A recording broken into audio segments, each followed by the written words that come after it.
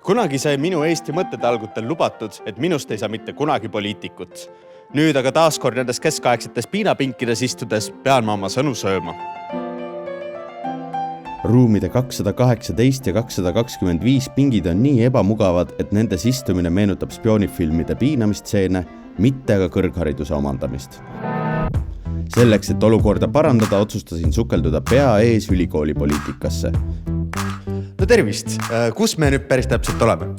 Meie oleme hetkel üliõpilaskonna juhatuse ruumides ning ka kontoris. Ja siin samas ruumis organiseerime me ka hetkel volikogu valimisi. Kui nüüd mina otsustaksin kandideerida ja osutuksin valituks, siis mida ma üldse ära saaksin teha siin volikogus?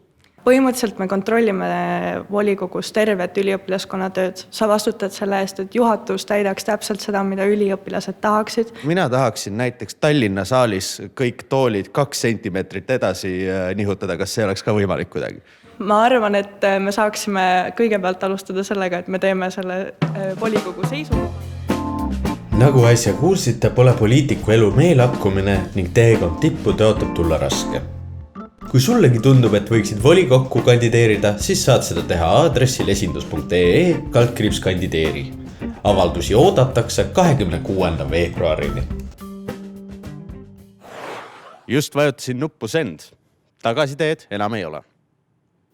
Nüüd on kõik avaldused saadetud ja jääb üle vaid oodata valimisi 8. märtsil. Seniks aga saate valida siin, Astra aatriumis. Mina olen Mihkel Matkevitšus, Luna TV.